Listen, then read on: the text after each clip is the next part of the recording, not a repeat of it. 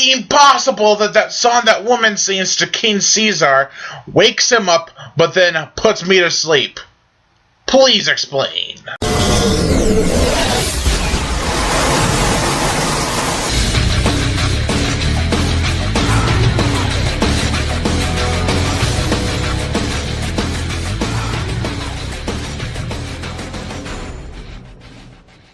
Godzilla versus Mechagodzilla! Holy crap, that's a great idea. First off about this movie, the way they introduced Mechagodzilla is just like, whoa, I did not see that coming. And then you got Anguirus fighting Mechagodzilla, and you can tell he's all like, Godzilla, what are you doing? You're not Godzilla. And then Anguirus gets his mouth almost ripped open, but he gets away. And I wish he appeared in the sequel to this Terror of Mechagodzilla, which is the next movie I'm going to be reviewing. But he doesn't make it a reappearance. I really wish he did, because then he could get his revenge on Mechagodzilla. But still, this is a pretty epic battle. And then Anguirus goes away. He doesn't come back for the rest of the movie, which is pretty disappointing. So then they're singing and praying to this god. And it's like, it's a lion, dude. I don't think you have to sing to a cat to get it up, but apparently you do for this movie.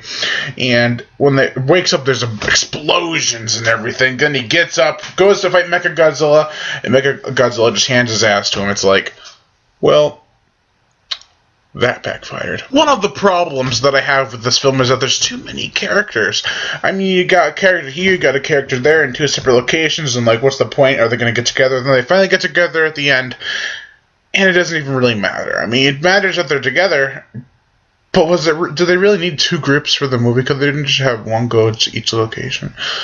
I don't know. There was another thing that kind of took me away from the film, and that is the space apes that are controlling Mechagodzilla. It's like, really? This is after Planet of the Apes, and you still got the nerve to rip it off? But I do think that they use it at a good advantage, and they're like, yeah, these are space apes. They're not, let's make peace or let's make violence. Let's make Mechagodzilla. And then cause destruction. There is another character in the film, and he is a spy, and he is a complete epic badass. He's all like, I know where you are all the time, and I take out the trash.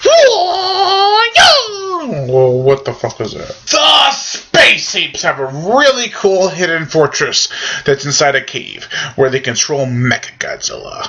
And there's these few characters that they capture and they put inside this heated room. You're actually kind of scared if they're going to die or not. Well, I'm not going to tell you if they do or not, because then that would be spoiling. Even though you can probably already guess the answer.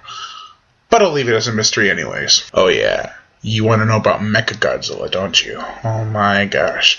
He has tons of missiles and bullet power and gun power and laser power, and it's all over his body. He's covered with holes where there's missiles that come out, and bullets and everything that you couldn't even think of, even lasers. I just said the same thing twice, but in a different way. That is really stupid of me. Let's just say he has a lot of missiles and lasers.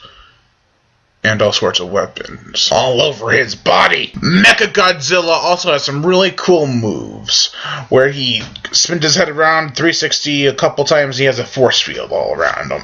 And then he can spin his head around the other way and shoot missiles in the front out of his body and shoot lasers out of his head in the back so he can hit King Caesar and Godzilla at the same time. It is amazing. And the way they kill Mechagodzilla is very flawed with what I just said. And I'm not going to tell you what happens, but what happens is not coherent with what just happened before in the movie. This was Toho's 20-year anniversary gift to the original Godzilla, because this film came out 20 years after the original Godzilla was released. So, would I recommend it? Hell yeah, it is an awesome film.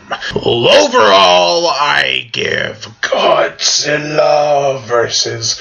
Mechagodzilla a 3.5 out of 5. I am Brian Gatto, host of Horror Show Movie Reviews.